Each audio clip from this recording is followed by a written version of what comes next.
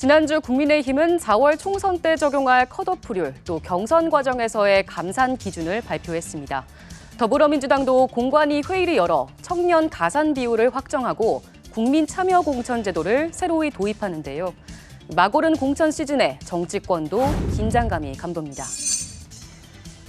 공천룰을 먼저 확정한 건 국민의힘입니다. 단연 가장 관심이 집중된 것은 현역 의원 컷오프 기준인데요.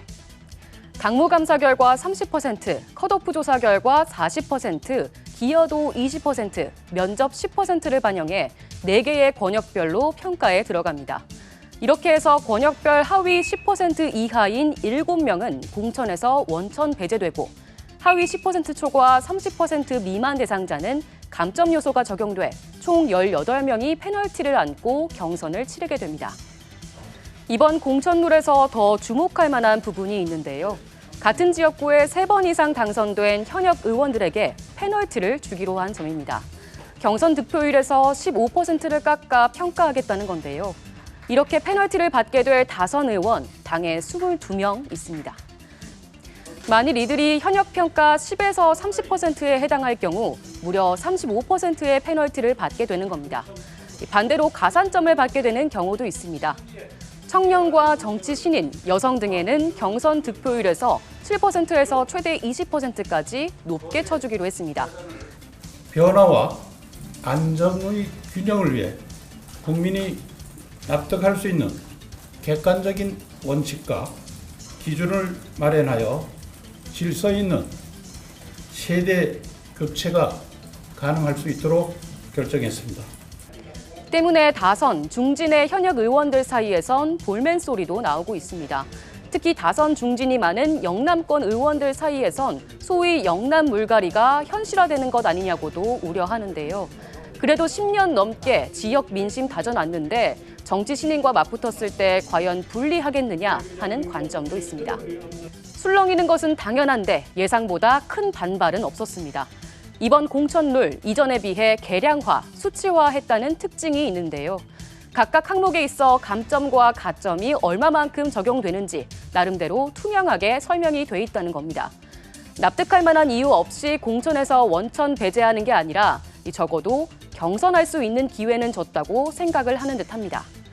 공관위로서도 수치화된 성적표로 공천 잡음도 줄이고 평가하기도 비교적 수월해지는 셈이죠. 더불어민주당도 공천룰 확정을 위한 절차를 밟아 나가고 있습니다. 앞서 민주당 총선기획단은 평가 하위 10% 현역 의원의 감산 비율을 20%에서 30%로 상향 조정해 공관위에 제안했는데요. 코인, 막말 논란 등으로 홍역을 치른 기억을 토대로 가상자산 문제, 부적절한 언행 등에 대한 심사 기준도 강화하자고 했습니다. 총선 기획단 제안을 받아든 공관위도 공천룰 논의를 이어가고 있습니다. 여성과 청년, 장애인에 무려 25%에 달하는 가산점을 주기로 했는데요. 이번엔 국민 참여 공천 제도를 새로이 도입하는 것이 특징입니다. 당원 당규에 있는 후보자 심사 기준 중 정체성과 기여도, 의정활동 능력 등 지표에 대해 국민 의견을 모아 국민이 직접 공천 기준을 세우게끔 하는 겁니다. 공천 기준 마련부터 국민이 참여하는 민주당의 시스템 공천 방법이라고 할 수 있습니다. 공천 과정의 투명성, 국민 인식과의 편차를 극복하는 합리성을 확보하고자 합니다. 이렇게 공천 기준부터 국민 참여도를 높이면 투명성을 강화하고 합리성도 갖추는 효과가 날 거라는 게 공관위 설명인데요. 결국 강성 지지층 참여도만 높이는 것 아니냐. 국민을 내세웠지만 사실상 방향은 정해져 있다는 우려의 목소리, 비명계를 중심으로 벌써 터져나왔습니다.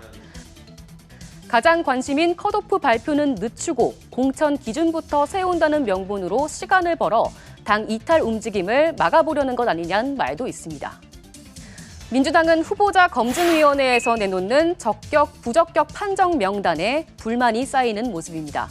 문제가 지적된 친명 후보들의 적격 릴레이 판정에 대해 반발하며 친명 공천, 자객 공천 논란이 끊이지 않고 있는데요.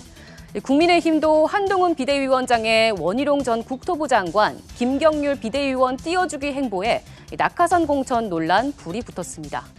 시스템 공천하기로 해놓고 말이 다르다는 지적인데요. 당 대표들이 진화에 나섰지만 파장은 진행형입니다. 지는 선거가 의미가 있습니까? 계속 지면 의미가 있습니까? 이겨서 우리 당이 가지고 있는 철학과 우리 당이 가지고 있는 공약을 그 지역에 실천해서 그 지역민들의 삶을 개선하는 것이 우리의 목표입니다. 최선의 노력을 다해서 통합하고 국민 눈높이에 맞는 공정한 혁신적인 공천을 통해서 우리 국민들에게 새로운 희망을 보여드릴 것입니다. 여야가 공천 심사 기준을 개량화하겠다고 나선 것은 평가할 만한 것 같습니다. 잡음도 물론 새어나오곤 있지만 밀실 공천 우려를 최소화하려는 노력은 고무적인데요. 중요한 건 이런 노력, 실제 공천에서도 잘 적용돼야겠죠. 지금까지 여의도 풍향계였습니다.